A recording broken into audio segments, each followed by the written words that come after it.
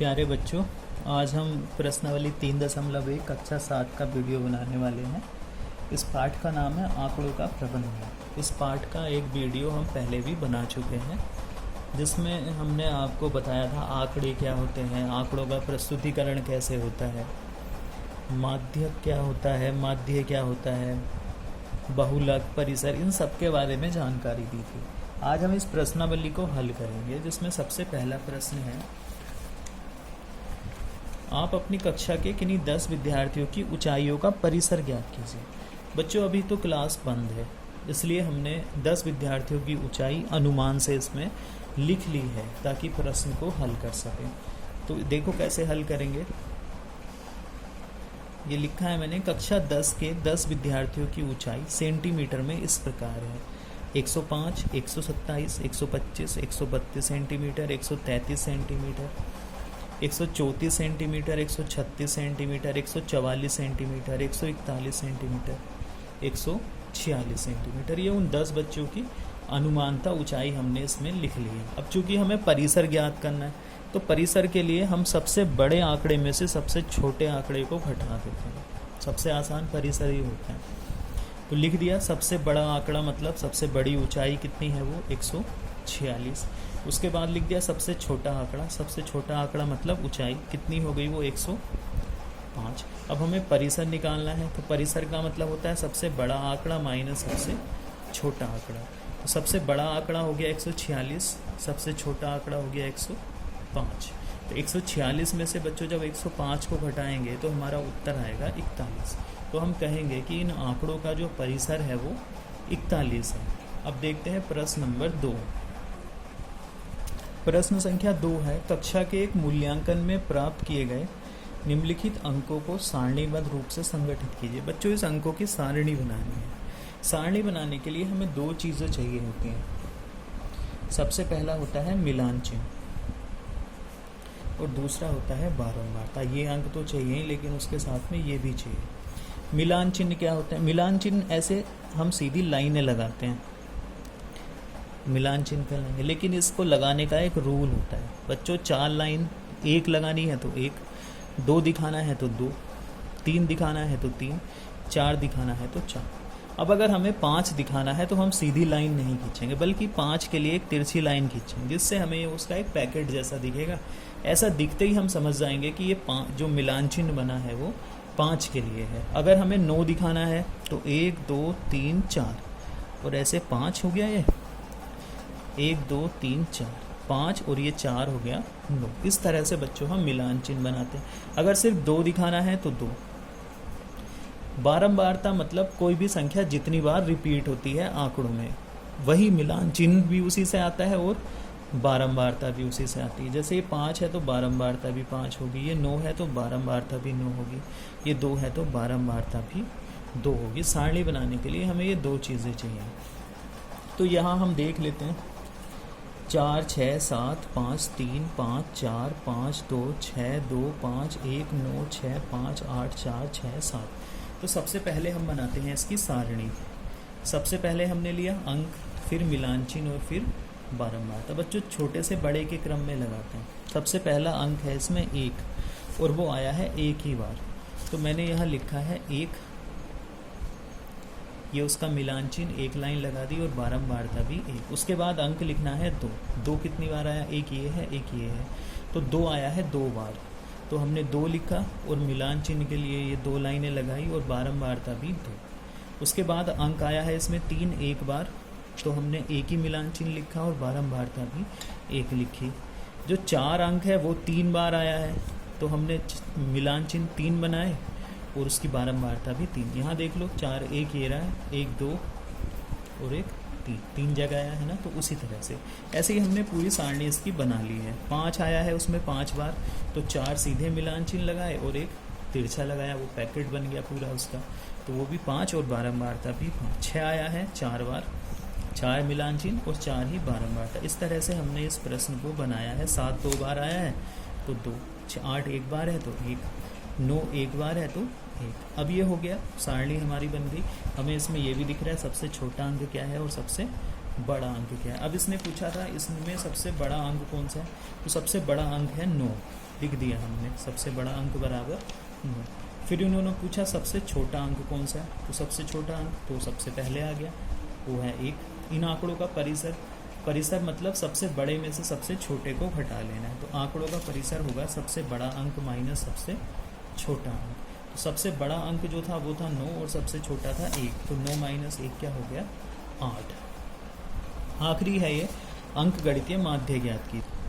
अंक गणितीय माध्य निकालने के लिए हमने सबसे पहले अंकों का योग निकाला। ये सब अंक लिख लिए हमने यहाँ 4 + 6 + 7 + 5 + 3 + 5 + 4 + 5 + 2 + 6 + 2 + 5 + 1 + 9 + 6 + 5 + 8 + 4 + 6 + 7 सबको जोड़ के जो योग आया वो है 100। अब माध्य, माध्य के लिए कल मैंने आप लोगों को सूत्र बताया था। माध्य होता है आंकड़ों का योग बटे आंकड़ों की संख्या। क्योंकि यहाँ अंक दिए हैं तो ये भी लिख सकते हैं अंकों का योग बटे अंकों की संख्या।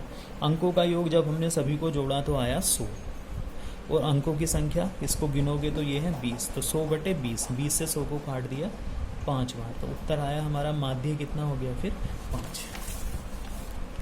अब है प्रश्न संख्या 3। प्रथम 5 पूर्ण संख्याओं का माध्य ज्ञात कीजिए। बच्चों इस प्रश्न में कई बार बच्चे बहुत गलती करते हैं। जब ये प्रश्न आता है तो बच्चे कहाँ से शुरू करते हैं, 1 2 3 4 5 हो गई 5 पूर्ण संख्या। ये नहीं है पूर्ण संख्याएं। पूर्ण संख्याएं शुरू होंगी कहाँ से, 0 से। 0 1 2 3 4 ये कोमा लगा के मैंने छोड़ दिया, क्यों, क्योंकि बच्चे यहाँ भी पहुँचेंगे समझाने के लिए। तो 0 1 2 3 4। अगर ये कहता प्राकृतिक संख्या तब हम पक्का 1 से शुरू होते। तो प्रथम 5 पूर्ण संख्याओं का माध्य ज्ञात करना है तो हमने संख्याएं लिख ली। माध्य का सूत्र लगाया, संख्याओं का योग बटे संख्याओं की संख्या। संख्या कितनी है 1 2 3 4 5, यहाँ भी 5 ही लेना है, 0 को भूलना नहीं है। तो संख्याओं का योग लिखा 0 1 2 3 + 4 बटे 5, सबको जोड़ के आया 10, 10 बटे 5, 5 से 10 को काटा 2 बार और कितना आया फिर 2। तो इन संख्याओं का जो माध्य होगा वो क्या कहलाएगा 2। अब देखते हैं प्रश्न संख्या 4। प्रश्न संख्या 4 है, एक क्रिकेट खिलाड़ी ने 8 पारियों में निम्नलिखित रन बनाए। मतलब 8 पारियां खेली उसने और इतने रन बनाए, कितने 58 76 40 35 46 50 और एक पारी में 0 और फिर एक में 100। ये अलग अलग पारियों के रन हैं उसके। अब इसका माध्य स्कोर बताना है या माध्य रन बताने हैं, तो सबसे पहले हम उसके रन लिख लेंगे, क्रिकेट खिलाड़ी द्वारा बनाए गए रन। जैसे ऊपर दिए थे मैंने वैसे ही नीचे उतार दिए हैं। अब माध्य निकालना है तो रनों का योग बटे पारियों की संख्या। इन सभी रनों को जोड़ के जितनी भी पारियां उसने खेली हैं उससे भाग मार देंगे। 1 2 3 4 5 6 7 8 बटे में 8 आ जाएगा। तो पारियों की संख्या हो गई 8। तो माध्य स्कोर या माध्य रन हो गया बच्चों रनों का योग बटे पारियों की संख्या। तो रनों के योग के लिए इन सभी आंकड़ों को हमने प्लस लगा के लिख लिया और बटे में पारी संख्या थी 8 तो बटे में आया 8, जोड़ के आया 405 बटे 8। 405 को जब 8 से भाग मारेंगे तो वो आएगा 50.625। इस तरह से ये कहलाएगा इसका माध्य रन। अब अगली प्रश्नावली, इसी प्रश्नावली का अगला सवाल देखते हैं 5। अगला प्रश्न संख्या 5 में कह रहा है ये बच्चों, निम्नलिखित सारणी प्रत्येक खिलाड़ी द्वारा 4 खेलों में अर्जित किए गए अंकों को दर्शाती है। ये खिलाड़ी हैं, ए है, बी है, सी है और ये 4 खेल हैं। इनके नंबर दिए गए हैं, किसको कितने अंक मिले हैं। ए को पहले खेल में 14, दूसरे में 16, तीसरे में 10 और चौथे में भी 10। जो बी है उसको पहले में 0 मिले हैं, दूसरे में 8 मिले हैं, तीसरे में 6 मिले हैं और चौथे में 4 मिले हैं। सी खिलाड़ी ने पहले में 8 रन बनाए, दूसरे में 11 अंक लिए, तीसरा मैच उसने खेला ही नहीं है और चौथे में 13 बनाए। अब ये प्रश्न है, यहाँ अलग अलग उनके उत्तर देने हैं। सबसे पहला है, प्रत्येक खेल में ए द्वारा औसत अंक ज्ञात करने के लिए माध्य अंक ज्ञात कीजिए। मतलब ए के माध्य अंक बताने हैं। दूसरे में ये कह रहा है कि जो सी है उसके माध्य अंक ज्ञात करने के लिए हम कुल अंकों को 3 से भाग मारेंगे या 4 से। तीसरे में कह रहा है बी ने सभी 4 खेलों में भाग लिया, उसके अंकों का माध्य बताइए। और चौथे में कह रहा है किसका प्रदर्शन सबसे अच्छा है। तो एक एक करके प्रश्न को हल करते हैं। पहला प्रश्न है, प्रत्येक खेल में ए द्वारा औसत अंक ज्ञात कीजिए। तो हमने लिख दिए ए द्वारा अर्जित अंक कितने हैं, 14, 16, 10 और 10। 14,16,10,10 चारों में उसने खेला है।